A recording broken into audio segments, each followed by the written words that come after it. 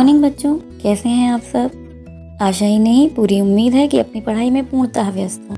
बच्चों, आप सभी पढ़ना तो चाहते हैं, लेकिन आप में से बहुत से बच्चे ऐसे हैं जिन्हें ऑनलाइन पढ़ाई का सही तरीका नहीं आता।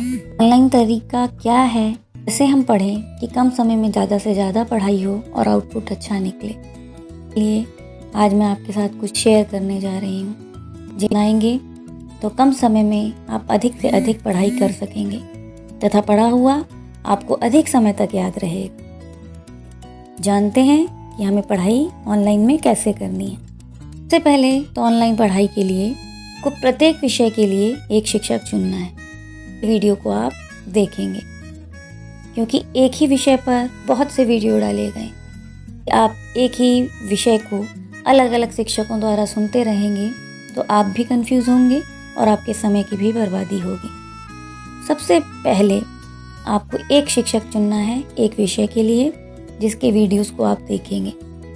यदि उस शिक्षक का वीडियो आपको उस टॉपिक पर नहीं मिलता है तब आप केवल उस टॉपिक के लिए दूसरे शिक्षक का चयन करेंगे। इससे आपका समय भी बचेगा और जब हम एक ही व्यक्ति से चीज़ को समझते हैं तो हमारी उनके साथ एक स्पेशल बॉन्डिंग हो जाती है और वह विषय वस्तु हमें ज़्यादा अच्छे से क्लियर होती है।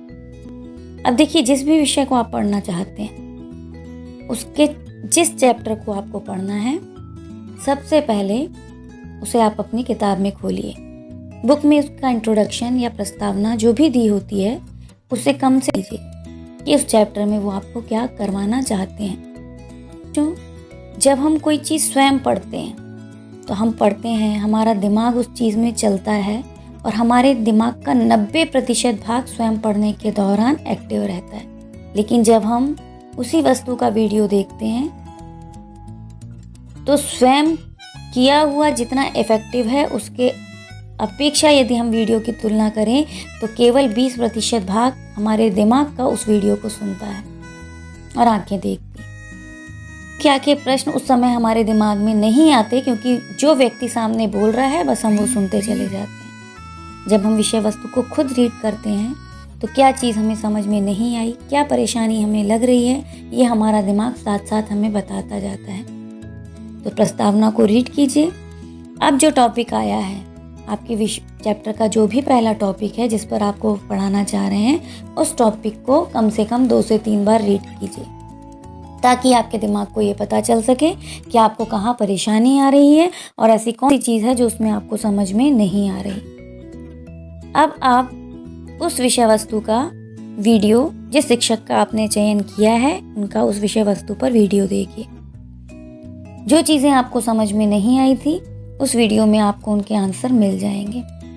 लेकिन जब तक हमें पहले विषय वस्तु नहीं पता है और सीधे बैठकर यदि हम ऑनलाइन वीडियो देखते हैं तो हम केवल अपने समय की बर्बादी कर रहे हैं। वीडियो को देखते समय आपको अपने साथ पेन कॉपी रखनी है। शिक्षक जो समझा रहे हैं उससे साथ साथ जिस तरह कक्षा में आपके शिक्षक जब आपको पढ़ाते हैं तो आपको उन्होंने क्या पढ़ाया ये आप साथ साथ नोट करते हैं, उसी तरह वीडियोस को देखते समय भी आपको अपने साथ पेन कॉपी लेकर उस वीडियो को देखना है और उन्होंने क्या बताया वो नोट करना है।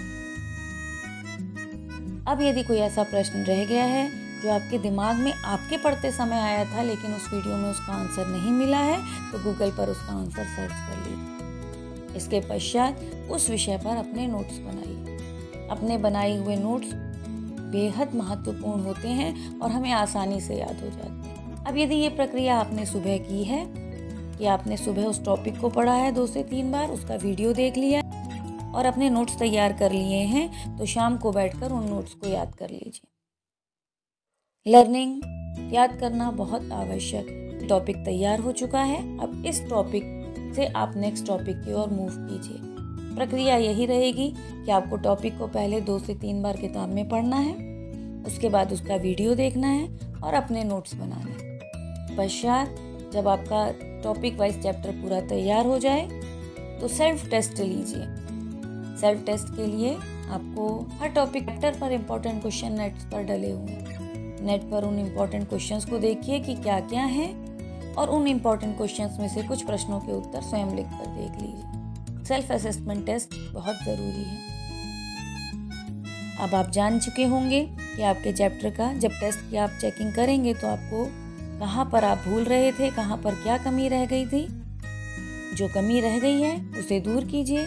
यही प्रक्रिया आपको नेक्स्ट चैप्टर और प्रत्येक विषय के साथ अपनानी चाहिए। इस तरह की गई पढ़ाई में आपका समय भी बहुत बचेगा और केवल आप वीडियो देखकर सोचेंगे कि आपकी पढ़ाई हो जाए, तो देखकर जब तक आप उसके नोट्स स्वयं के नहीं बनाएंगे तब तक आपके देखे गए वीडियो कुछ दिन तो आपके दिमाग में रहेंगे, लेकिन उसका पूर्ण आउटपुट जो आपको मिलना चाहिए वो आपको नहीं मिल पाएगा। सुझाव है कि सभी बच्चे ऑनलाइन पढ़ाई अच्छे से करें और ऑनलाइन पढ़ाई से ज़्यादा महत्व स्वयं द्वारा पढ़ी गई विषय वस्तु को दें। स्वयं विषय वस्तु को ज़्यादा टाइम देखें, पढ़ें और ऑनलाइन केवल उस वीडियो को 1 बार 2 बार जैसे आपके शिक्षक आपको क्लास में पढ़ाते थे वैसे देखें। केवल मोबाइल लेकर दिन भर आप यदि बैठे हैं और आप उसे कुछ नोट नहीं कर रहे हैं, अपने नोट्स नहीं बना रहे हैं, याद नहीं कर रहे हैं, तो ये केवल आप अपने समय की बर्बादी कर रहे हैं।